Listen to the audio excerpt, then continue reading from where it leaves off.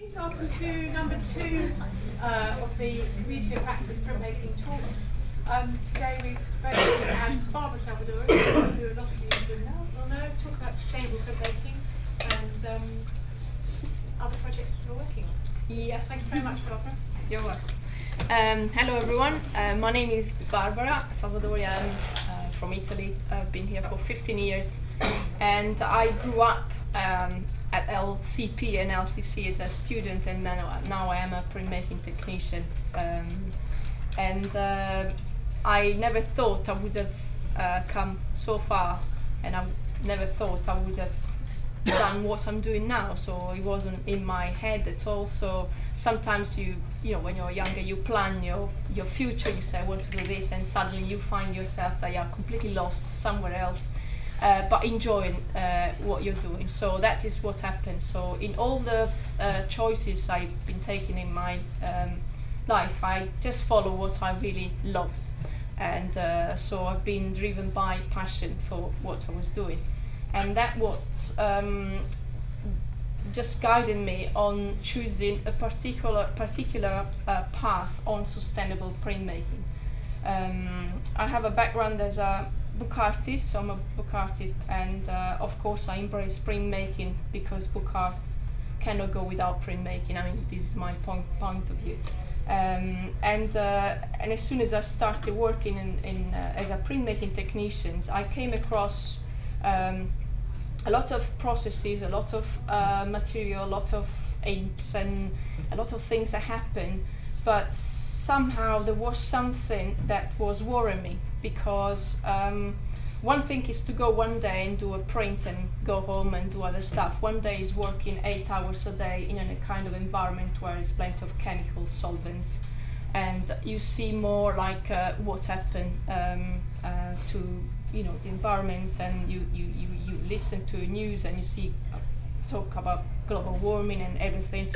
And I found really like in a way responsible for my actions and working and contributing for the pollution of our planet, because of the quantity, because of the numbers of students using the areas. And it's not, if you work on your own, as often artists do, you are concentrating on your own work, your ideas, you're a creative person, but there are sometimes connection. What you do have an impact, even if it's a little one. What you do has an impact on the environment or your health. And I've been touched in these years by also things that happened to my colleagues who have been seriously ill. We don't know why, but because cancer and things like that. There is no cure, or we don't know why people get very ill even if they have a very healthy lifestyle. So there are really a lot of thoughts that came into my mind. And also I've been very passionate about outdoors, so I've been doing camping all my life and spending time outdoor, and all my inspiration comes from the life outdoor. So I felt really connected to the environment, and I thought I want to do something to change the way I work as a start, for myself. And then suddenly I found that actually I wasn't the only one interested in these things. And so to just explain why sustainable printmaking, I think, is not just one using water-based ink or recycling paper, but the idea of working in a sustainable way is connected to you have to see as a bigger picture. So it's not about, as I said, bringing your own mug and not using plastic. It's just much more. And actually, I'm going to show you a short movie that is nothing to do with printmaking, but I think it explains why a little thing can actually involve a massive decision. And this is what really I've been showing to people, and probably you know it already, but it's just to show you how things are connected together.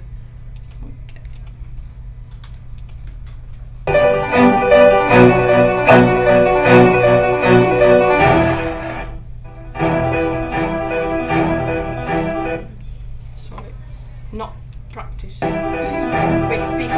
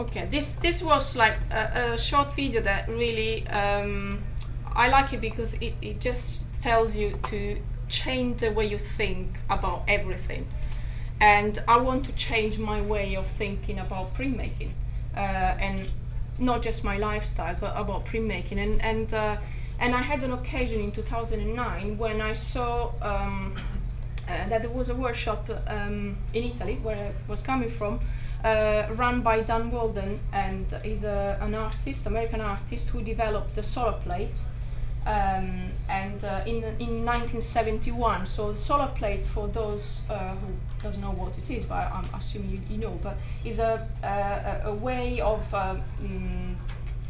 is a plate with a metal base and a photopolymer, light sensitive, that will give you a chance to print, to do etching or relief printing or blind embossing, just using water and UV light for preparing it. So you don't need to use acids or ground, soft ground, hard ground like you do in traditional etching.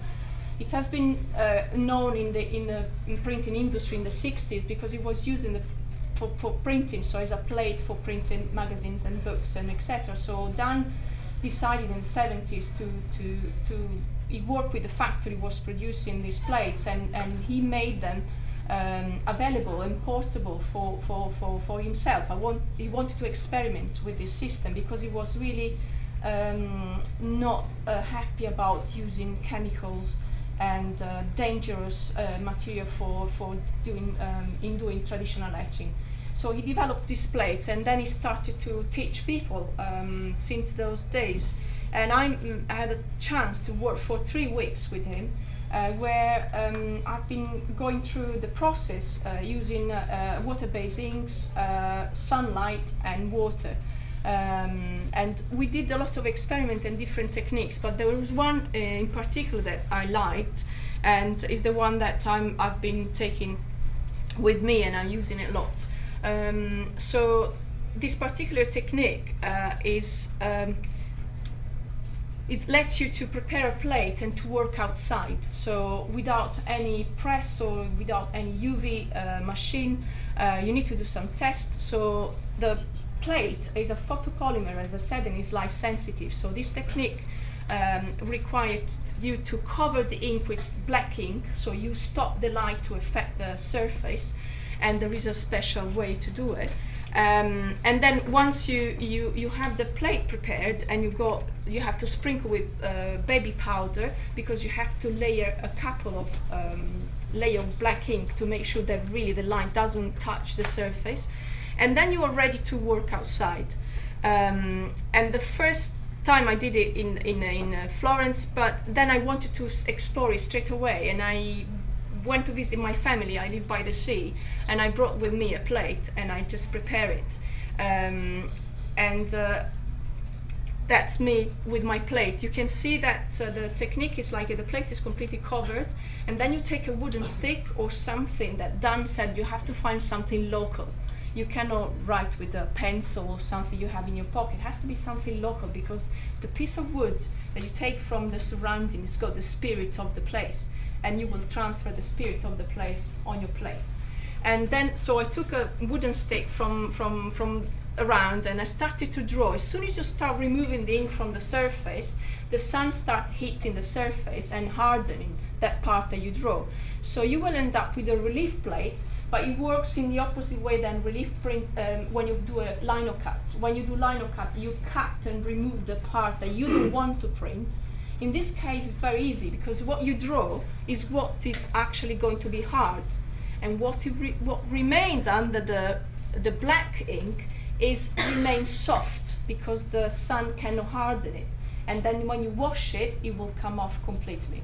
So, been preparing this plate, you keep it for 15, 20, half an hour, exposing in the sun. It depends on latitude, time of the year. That is what the excitement, that there is no rule. The sun changes position every time, and it depends where you're doing it. And on the day, it was beautiful, it was almost sunset, so I put the plate there for 20 minutes. I went for a swim. You can see I left it on the rocks, came back and washed the plate. I took water from the sea in a bucket, and I brushed the plate, and this was the plate what was left. So you can see the orange lines are the one left by my drawing. This plate, by the way, is different from the plates that we are using here in UK. The one you buy in Intaglio are the green ones, and they are from Japan, and they are Toyobo, Toyo Relief, which I found particularly difficult to work with because of the smell. And we had actually a few students who fainted when they were developing. So I didn't like it, and I've been investigating, asking the company why, if there was danger on using those plates. This one here, the American one, they don't produce any smell or anything. They are safer according to the material safety data sheet, which is compulsory. Every company has to produce information about how safe is that material you're using. And I'm not talking about things, even if you buy, I don't know, hand cream, or you use Mr. Muscle, you have to know what the ingredients are and how you can use it in a safe way. So these are safer than the Japanese ones. And I really love to use them. So these are the prints that came out. They are quite, it's like if you've been doing etching or relief, or it's nothing different, but what is different is the way you work, is the fact that you are not in control of anything, because you cannot control the intensity of the sun. It's almost a guess. I am almost a control freak. I like to, when I draw or do a project, I like to know what is going to be the outcome, and here is completely the opposite. So it just freed me from the stress, and it gives me the complete freedom to produce something that can be a starting point for my project or more ideas. From that day, I decided to share it. So what I found often is the fact that when I know something and it works and I'm passionate about it, I want to share it with people. I want to tell the news, I found this and it works well. And I just went on a trip with 3 friends. One of this is Tessa Holmes, who is my colleague, who's actually still very ill. And we went in Dungeness, and I just told them, I've got new plates, let's go and I'll show you how to work. This is a new method, we just do it in the sun, we develop the plate with the water from the sea, and then we spent a day in Dungeness and we produced plates, and everyone was just contributing and exchanging ideas on the experience. And this one was a bit contagious, because as more as you do, as more you want to do. And then I had a chance to do a project with third-year students, a GMD, and of course, they were going to Dungeness again, and I just said, I can do this for you, and we did the same workshop again, solar plate exposing them in the air. And Dungeness has a fantastic kind of feeling. It's quite a creepy place, because we were working with the solar plate, environmental friendly, water-based inks, and we were sitting and having lunch. The slide is a bit dark, but these here are actually the power stations, nuclear power stations. So in Dungeness, it was a quite creepy atmosphere, like, thinking about the environment, and you know that behind your shoulders you've got 2 monsters waiting for you. But again, was an experience. The experience was quite challenging, because we had to prepare plate for roughly 25 people. It wasn't just few friends. So we had some problems, and this is what I like about challenges, and in printmaking often is to come across problems I can't solve, or big mistakes I make, and I like to find a way to come up from there. So we exposed the plates, and a lot of them didn't work because the UV light, as soon as we started to prepare them, even if we're covering ourselves with cardboard, because we have to cover with ink these plates, the sun cannot hit the surface, but the UV light is terrible, it can go everywhere. And the plates were like overexposed, so instead of having relief plates, we ended up having intaglio plates. So the image was there, but the surface was not really very deep, and it was almost flat. So we can't print outside with a barren or just a wooden spoon. If you have an intaglio plate, you need the pressure of a press. So it wasn't a failure, because the students enjoyed, and a lot of students after this experience started to research and to base their project on printing outside, sustainable printing. They came and they say, I want to do a project where I don't want to use any paper because I don't want to use any ink. So, and they've been printing on biscuit, screen printing on biscuit with chocolate or jam. I've been doing blind embossing on kitchen cloth. Just they have to produce junk mail, and they want to produce junk mail without using paper and ink. So they were like, as soon as you start, your brain starts exploring and taking other routes. So these are the students. Each one had a plate, and it was covered with ink, and everyone was preparing his own. And this is what the moment where we were exposing them in the sun. We left them, and the image doesn't have any sound, but Dungeness is quite windy. So what is the beauty of printing outside, that you are actually involved with all your senses. A lot of students that were freezing, burned by the sun and the wind, and that experience in a way remains in the work that you produce. Because when you look at your prints in the end, you remember the experience, because despite the digital age, we live in a physical world. And so that was the moment of exposing. Printing outside is quite challenging because you have to carry everything with you. So you start ticking the box, no press, everything that has to be, you can print big things, but you have to carry everything. We had buckets of water, sponges, everything had to be like organized we had trolleys. So it's quite challenging because you're used to print in a studio. You have tap water, warm and cold. If you mess up, you can clean up. When you have all the materials dirty, you can wash it up. You've got as much water as you like. When you start working outdoor, all these things are going to be completely changed, because that is not how you work. These are the plates that didn't work, but they did work, because when we went back in the studio, all the students they wanted to carry on, they said, can we print them? We want to see how they look. And so what was the beauty of this project in the end was that every single student who came had to remember the colors to create a palette, because we said we don't want to print this black or just ordinary color. Let's try to remember the colors we experienced when we were in Dungeness. And this palette, these colors were the colors on the day. The beach, the sky, the grays, and everyone looking at that big print that we did. It's a big, huge print, and with each plate prepared by one student. That was the result of this collaborative project, and that is something that, again, is carrying the experience, the outdoor experience.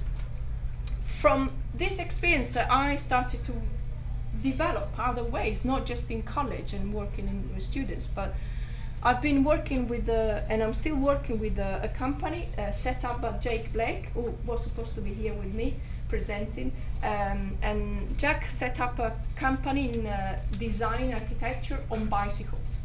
And I had this idea because we work with the students in Dungeness, and I said, what if we put everything on a trolley, on a trailer, and we carry, with the bikes, and we do an outdoor printmaking workshop with solar plate, but just on bikes.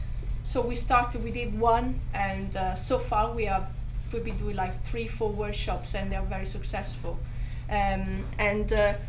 So locations, when we do things like that, it's fantastic where you print actually. You don't print in between 4 walls, but you can stop wherever you like.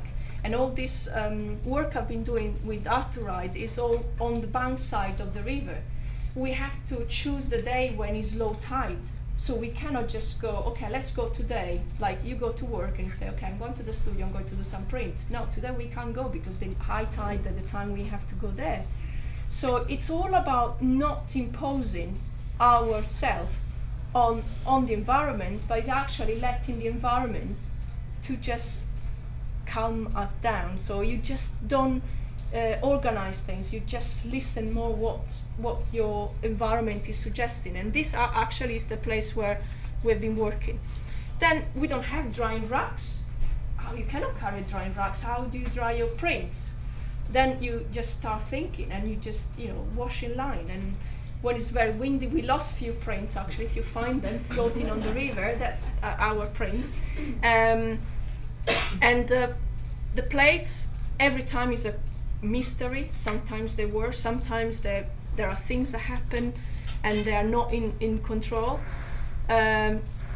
We got more specialized. You can see this picture here is the last one. We've been developing a way to coat the screens without having the sun UV light hitting the surface. So we have a black curtain, and we do everything under the tent. So you can imagine people who are passing by along the riggers, seeing people like sticking out under this black curtain. They just stop, they ask us what we do. Every time they look at prints, taking photographs, everyone is interested.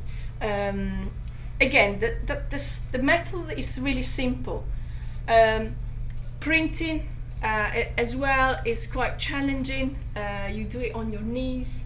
If it's raining, it's a big problem. So sometimes we had to cancel because rain would be a disaster in any possible way. The ink dries quickly. If it's windy, you got when you roll the ink on the plate, you got sand and rubbish mixed with it. Then this is the trailer. This is the last trip we did. That's my small trailer. I carry a small power shower, the one for camping. So we got hot, warm water while we are cycling. We got warm water because we develop things with the water from the Thames. We use disposable gloves because the water from the Thames is not really very healthy. So we need fresh water to carry with us. Again, the use of water. Just think when we are doing screen printing, how much water we use with the water pressure, washing the screen. I see all the time students finish printing with the tons of ink on the screen going straight in the sink and spending hours when you actually can quickly remove the ink with a palette knife, and with the sponge and the bucket, it's enough to clean a whole screen. And you don't understand this unless you just go and try to print outside without water, or just carry the water you can carry with your shoulders. And that is really a really good lesson. Just imagine if you live in Africa, or you can print anywhere. You just have to think differently from the way you think here, because everything is around us. From outside, working with Art to Write, I also started to work with the London College of Communication, the Sustainability Committee, and you can see Robin is here today. So this was the first group that came out spontaneously. These are not people from the same course. These are people that meet in the print room. The print room is an area where people are knowing each other, and there was a small community, and I just involved them. Let's do something, and they came up with the first idea of having the cap screen print on the glass. If you probably remember a few years ago, and you start talking about the environment, what we can do about it, and that was the first involvement, and then other things came out. I've been running a secret bookbinding club. It was secret because I'm working the printmaking, even if I'm a book artist, so I'm not allowed to teach bookbinding. But a lot of students want to learn how to make book structure. So in my spare time, we create this little community, and we were using waste because we didn't have any money to buy material. I couldn't use material from the studio. Everything left over. So Tony and Scott was giving us offcuts. Alex from the letterpress, he gave us like a sewing thread that he found in the skip years ago, and it was like forgotten in a small storeroom. And we started, and this was like the concept. This was a fanzine that we created. So we saw the waste as a resource of material that we can use and we can transform in something beautiful. This is the last project we are still working on with Jack Blake, and is Inside Outside. So it's a project that was funded by by the university, and we call for students to participate, and we have unfortunately more students interest more than we could take on board. And it's a sustainable printing project. Is made of 3 projects. We've done 2 so far. We did relief printing in Hampstead Heath and screen printing in Haygate, and the last one is Dungeness again. So we will go now 22nd of May, we go on a coach, this small group of 12 people from different courses and levels. So there are surface design, book art, graphic design, MA, BA, and we are all the same. It's not a course where, a project where the 2 staff members are teaching printmaking. We are all at the same level. Everyone is researching, sharing ideas. Everyone is contributing for the group to play around and play with what we've got and bring in ideas. I think the next Arts News, the tabloid the university is producing, there will be a spread about the project. Again, when you do something outside, you have to carry everything. So Hampstead Heath was based on relief printing. We researched and we just decided to print with mud because it was January, and we went to supervise the place and was plenty of mud. They said, instead of bringing ink, let's try to print with mud and do something. So this is what we selected to bring on the day, and these are some of the prints. The quality is not good, but just to give you an idea. So this is the small group, and the day was really a disaster. It wasn't raining, but the wind was so strong that we could really print small things only, and that is what I like about this kind of experiences. It's like you plan everything. You have your paper, you have your things, and when you get there, you have to rethink completely from start. Okay, what I thought doesn't work. What do we do? And then we started to play. People were having paper around their butts and walking and sprinkling the paper to just create images, and this is what we've been producing on this day, just walking around, sharing the experience, feeling really freezing cold. This is before going to Hampstead Heath.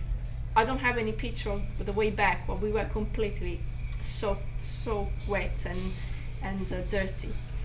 The second project was based on screen printing, and again what we did, we tried to make it different, and we have been using old mesh. I've been collecting old screens. When they break, I just cut the mesh and reuse it, and so we've been building like small frames, portable, and everyone has been playing with the staple gun, really simple stuff.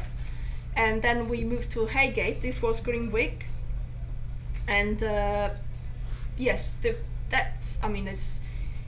it's just another experience, another kind of environment.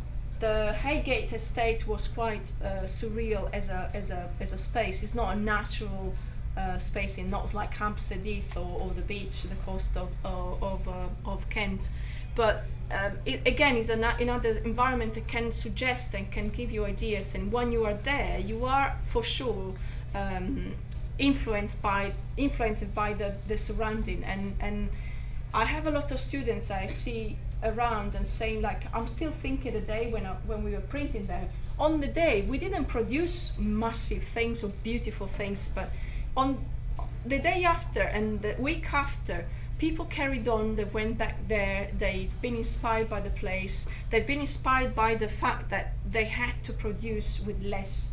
We had one student say, why we had to bring all the buckets of water with us, because there were people still living in Haygate. There we could have taken the water for them, but the point was we carry what we can take with us. And they've been discovering that they could clean the screen with just a bucket of water, and that bucket of water lasts all day.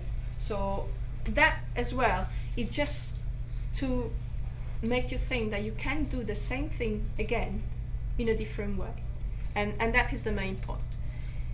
This is the last bit, which is a little reflection on where I am now and what I'm doing. Is a reflection when I was actually Easter break.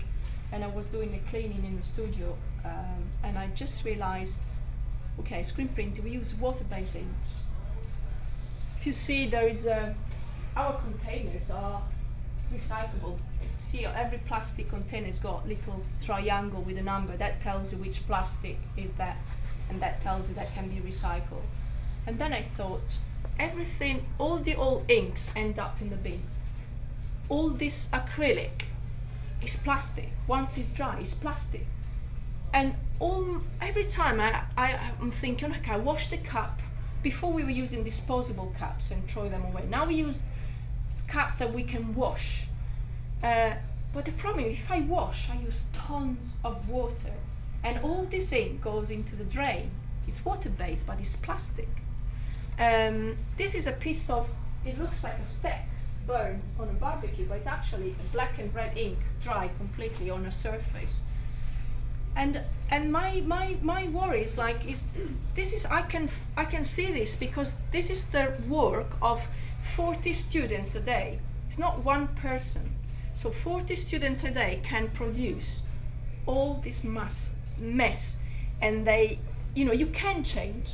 You can be like more careful, like the pots can be, like the container can be closed and sealed. If the container is sealed completely, you can use the ink until the last drop. But until you see with your eyes, you can't believe it. You just go print, and you don't stop and clean, and you don't think about the consequences of every action. All these bits in the sink, and also on the surface, I've been collecting them, and I just thought, what if I do something with this? Because this is plastic, and I've been taking pieces of mesh of old screen, and I lined all these bits of acrylics, all different colors. They're almost semi-dry, so they don't mix anymore. Let them dry, and I ended up with a beautiful, fantastic sheet that I can use for book covers, and that also, is a way of seeing waste. But this is me only, and this is something that has to change. So it's not a battle. My thoughts now are, how can I change in my working environment? How can I involve students in changing their way of thinking, the way of working?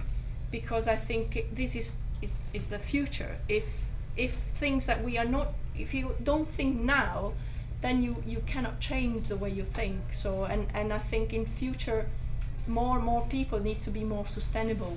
To be employable, you need more sustainable as well. So, and I think it's a good place, for example, the printmaking studio, a good way to start thinking differently. So my plan is for September, carry on to, for example, I want to run green workshops within the college. So where we actually we gather together, and then we work in a different way, just doing what we do, but just sit down and think, can we do this differently? Can we do this, creating a different outcome, or just changing the way we work? And also I will go in, our project Inside Outside is going to be in Dundee in August. There is a Printmaking International Conference. So we will discuss, because a lot of people have been interested in what we are doing. And believe it or not, I can't find other people that it's not easy to find people that work in the same way. And still artists and studios are, yes, maybe using water-based inks, but still not really engaging with the environment, and still not completely changing the way of working. And I feel I want to carry on that road, and I want to first of all work in a college, creating like a small community or bigger community, staff and students who are interested in thinking differently, and evolving different way of working, and possibly bringing new ideas, because I think this is the way of reducing what we assume is the right way to do it. It's not just using water-based ink that we can feel, okay, I'm happy now, I've been sustainable. It's not just that, it's our actions need to be, we need to think about it. I think that's it. I have another small video, I don't know what's the time. Oh, no, yeah, it's a small one. It's just a, okay, let me.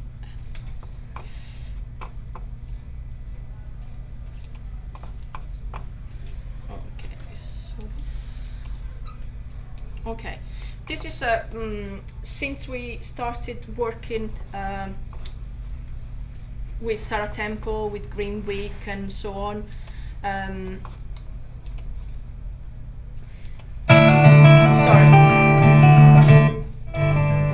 This is a video that Patrick is responsible for. Since we started talking about sustainability, a small group of staff members gathered together and started to work on, and actually we asked the dean and the head of college to have a center of sustainability, having a place within the college where people can use as a studio with resources from books, from having people who are actually there that can help people that want to do research. And apparently it's something that there is an interest in creating this kind of space. We want to have a physical space. And we organized this trip, and this is the trip in Wales to the Centre of Alternative Technology. Nothing to do with printmaking, but again, it's all connected, and this is what I want to show you. What is CAT? Well, you've arrived at the Centre for Alternative Technology. It's a 40-year-old experiment. Our founder, Gerard Morgan-Granville, catalysed a group of people to adopt a derelict slate quarry that nobody wanted, to begin an experiment in separating out the wheat from the chaff, looking at what are the alternative technologies that actually work, what are the ones that could work with a bit more development, by actually doing physically, academically robust trials, by living with it. It's a living laboratory. It's been amazing coming to the Centre of Alternative Technology. For me, it's a first. I love the message of optimism, and I'm bringing that back to LCC in terms of getting the students to work with communication messages on different levels. Meeting Paul Allen, who's the director, and also meeting Richard Hawkins, who heads up Common Cause, has been one of the key things. So I work for the Public Interest Research Centre, and our work is mainly focused around how social and cultural change happens. So we've heard a lot today here at the Centre for Alternative Technology about how a sustainable world is scientifically necessary and technically possible. And what we work on is how you make that socially and politically possible. So how is it that our society changes in certain ways historically, and how are we going to sort of get to that more sustainable society in the future? I suppose I've learned from coming here to the Centre for Alternative Technology that it's not simply an environment for imparting knowledge, it's an experience whereby everything from the social relations through to the fabric of the building embody the values of this place. So it's been really a brief visit, but I'd like to come back. I'm left with a desire for more, and I think that in itself is an important part of the experience. It's created a will to change. About Zero Carbon Britain, its origins really in the beginnings of CAT. It was part of Gerard's vision that after the first 5 years of doing the trials, we would clip everything together and present it to government. So we thought we'd go back to the original strategy, look at what we'd learned, and revisit it. And we did that in 2007 and produced a document called Zero Carbon Britain, showing how we can cut out fossil fuel dependence to zero in 2 decades. But one of the things that I think a relationship with London College of Communication can bring to Zero Carbon Britain and CAT is that we've realised it is actually every bit as much a challenge for our culture and our democracy and how we communicate with each other to create a new human dream that will be more appropriate to the needs of the 21st century. And we really look forward to working with you.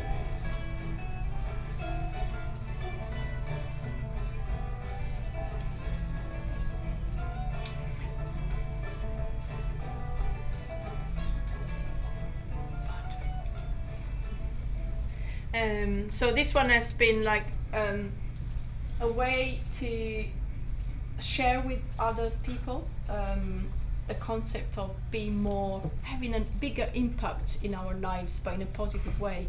And actually we are still in touch with the Center of Alternative Technology, because we want to create an exchange so students can go there, volunteering or internship, where you actually are immersed in this kind of environment where everything is sustainable, and that can have an impact in your outcome. It doesn't matter if you're a graphic designer or if you are an artist or if you want to become an architect, or everything is all connected, and it's just to change your way of thinking.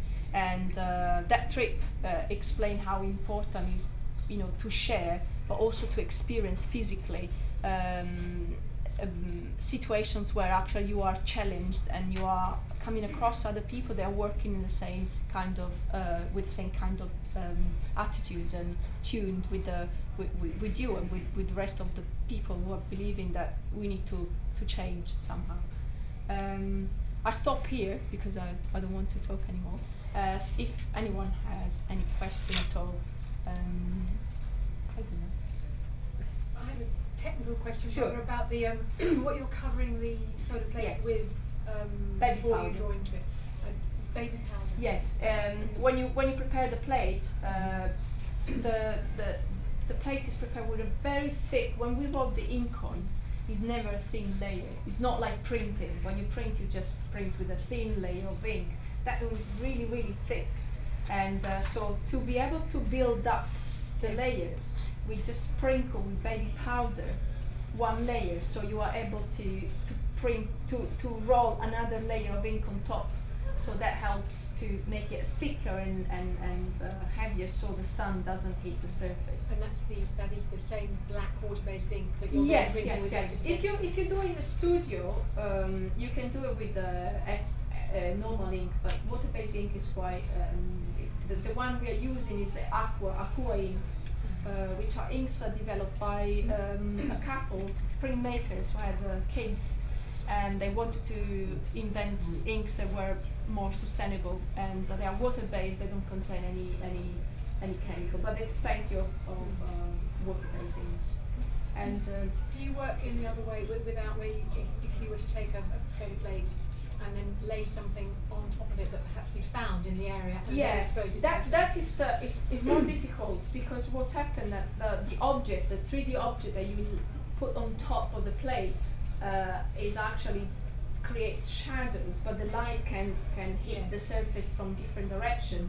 So you end up you can print, but you cannot create a relief plate. You will end up leaving marks. You can print, and the plate will going to be hardened completely, and you can leave marks, but then you need the press. And by the way, I have a small press now, this size, so I can carry on the trailer. Yes, yeah, that was found in a skip, by the way. So it's not. Someone threw it away. It was a box, and I opened it, and it was like this small press. I thought it was meant for you. Yeah, so, sometimes you don't look for things come to you. Yes. Barbara, you do that process that you just said to Ellen, twice or just once? You put the powder. The part is create 2 four layers. 2 layers is enough. So Okay. 1 layer baby powder, 1 layer baby powder. Okay. And then and then it's very handy to stick the plate. If you have a piece of cardboard or a piece of perspex with some double masking tape underneath, so you hold it without messing your hands. Another trick to lay this layer of ink on the plate, because the plates are quite small. You work with small plates because it's quite unpredictable. You don't want to waste 15 pounds working with big ones. So we cut small strips, and so if you create like on the side of the plate, you put 2 plates upside down already exposed that you carry. Then if you have a roller, the roller lay on the 2 plates on a surface. If the plate is too small, it needs support on the side so it doesn't move. So there are little tricks to make sure that the layer is like nice and even. Because if you end up having the layer there, one side is a bit thinner, the sun somehow, so I show in one of the images, one plate somehow had a really strange curve and was hardened, and I don't know what happened. I'm intrigued still. But that is the beauty of that technology. Yes. Barbara, looking at a film, Yeah. really, you've really kind of like touched something quite raw, really. And I'm thinking about our area, where so much is wasted. There's so much ink, materials. It's just, you've really kind of like touched something there.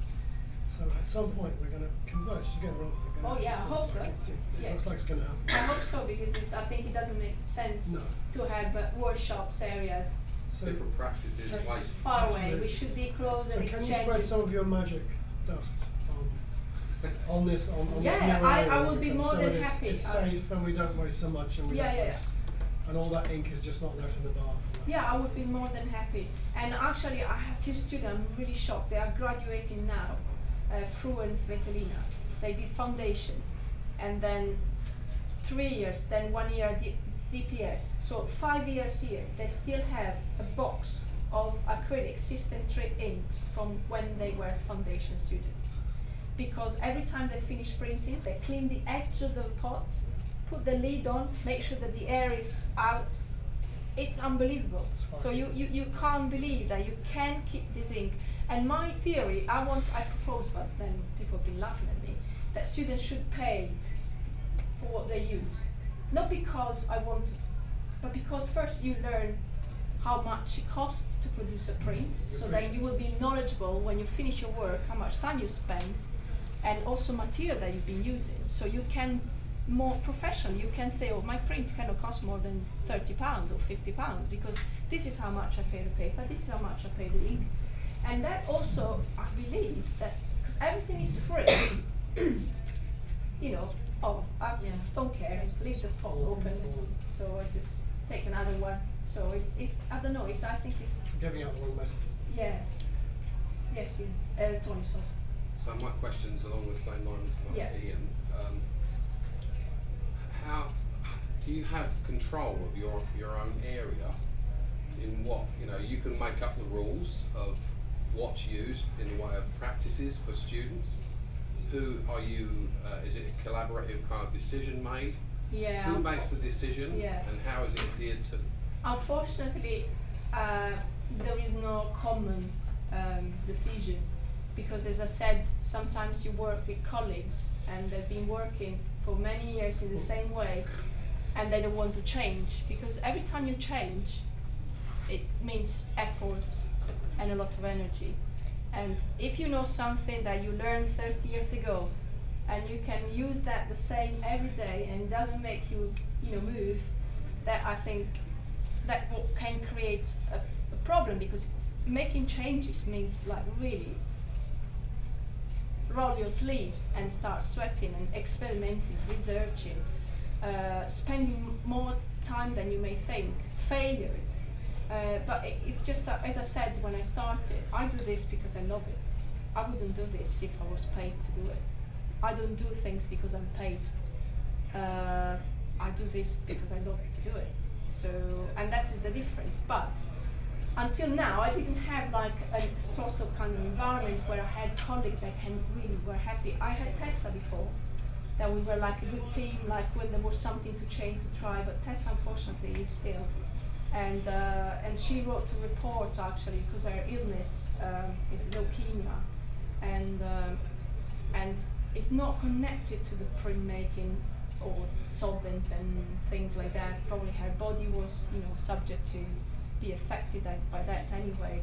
But when she came back 1 year after her illness, she wasn't allowed to be in the printmaking studio because of the presence of chemicals.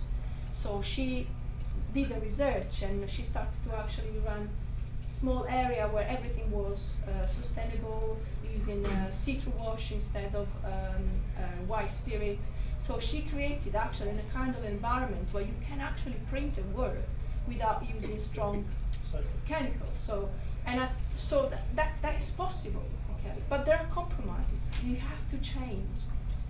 So you cannot just carry on doing things as you were doing before, because those things will have an effect. And that is so I've got some freedom. So I've been told, You want to run? Yeah, do it. Whatever you like to do it, do it. So I've got the freedom to set up things, but sometimes also numbers of students. Absolutely. It's just I can't make it, because Well, a lot of the decisions are also financial, aren't they? financial as well. Yeah. Because we're working within budget restrictions Yes. and stuff. So you'd think that economy would have been a key factor as well as the health, safety, Yeah. and the environment. Yeah. So that would be the agenda that I'd love to talk to you about some practices Yeah. that are not in our area. Yeah. That I'd love to see. We can do it collectively. Yeah, but, sure. I'm more than happy. Because I'm more we're than- all going to end up in the same thing sooner or later. Yes, It'd I be think nice to have so. an agenda that we can kind of all work to. Yeah, no, of course, and I'm very happy to as I said, I believe in a community. We share, and I am probably the least skillful person in terms of printmaking, because my background comes from from architecture to book art, and I embraced printmaking because it was part of my study. And I really died to be upstairs and to learn from Tony, Ian, Simon, and Ron. It's just because of physical distance and different way, and a kind of structure that keep us stuck, nailed on your place, and then you have to work in that way. That's why I started to be a rebel in a way and start looking by myself outside, other ways. Meeting other artists, meeting other people, and then slowly bringing students involved in this. So, yes. Something we are wanting, hoping very much to be reintroducing into upstairs is screen printing for transfers for decals for ceramics. Yeah. But not digital. Yeah. Screen printing and using water-based inks for that. And we're going to be inviting. Kevin Petrie, Okay. who's written a lot about Yeah, ceramics and glass. I heard Yeah. yeah. I think he's based in sort of Sunderland and Bath, Yeah. the two places. So we're going to try and get him to come to us and show us how to do Yeah. it. I don't know whether you would like to. I would come love to. for But that. also, I'm in touch with a university from California, or It's would their like to do an ink system it exchange. uses. Yeah.